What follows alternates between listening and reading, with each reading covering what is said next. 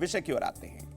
आज नवरात्रि का छठा दिन है, तो जान लेते हैं कि मां कात्यायनी की महिमा क्या है।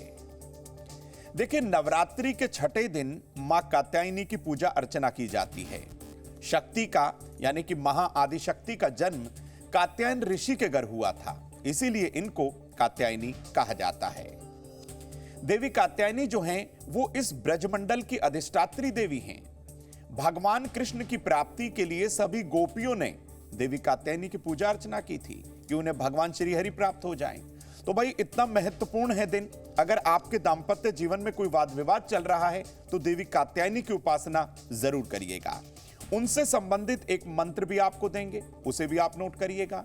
तो विवाह की कितनी भी बड़ी समस्या क्यों ना हो, इनकी जो पूजा है वो एकदम से अचूक साबित होती है और विवाह योग्य आपको मनचाहा पति मिल जाता है।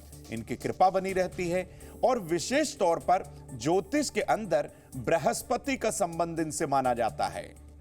बृहस्पति के विषय में तो हर दिन हम आपको जानकारी देते ही हैं मित्रों कि बृहस्पति सुख भी देते हैं, बृहस्पति संतान के कारक हैं, बृहस्पति ज्ञान के भी कारक कहे गए हैं। इसी तरीके से बृहस्पति को विशेष तौर पर कन्याओं की कुंडली के सप्तम भाव का कारक कहा गया है।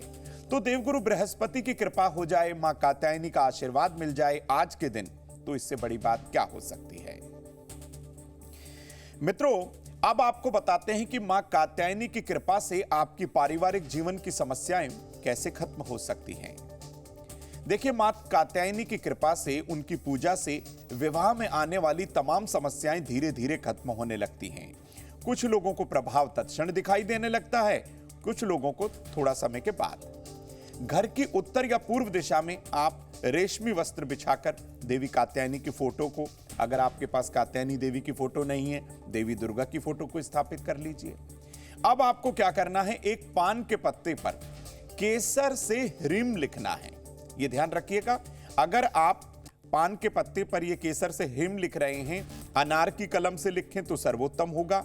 अनार की कलम नहीं है तो अपने दाएं हाथ की ये जो अनामिका उंगली है, इससे आप लिख सकते हैं। इसे देवी के सामने रखें और गाय के घी का एक चौमुखा दीपक उनके सामने आप प्रज्वलित कर दीजिए। अब आप किसी लाल आसन पर बैठ जाएं और बहुत सरल सा मंत्र दे रहे हैं मित्रों आपको। ओम कात्यायनी देव्यै नमः, इस मंत्र का 108 बार जाप करें। जाप के बाद बहुत सरल है, ये पान का पत्ता हमेशा के लिए अपने पास सुरक्षित रख लीजिए। अब प्रभाव क्या होगा? प्रभाव होगा कि दांपत्य जीवन सुखद हो जाएगा, पारिवारिक जीवन की समस्याएं खत्म होंगी। और अगर आप अनमैरिड हैं, अविवाहित हैं, तो भाई किसी महत्वपूर्ण कार्य के लिए जा रहे हैं तो इस पत्ते को अपने साथ लेके जाइएगा, आपका कार्य बनेगा।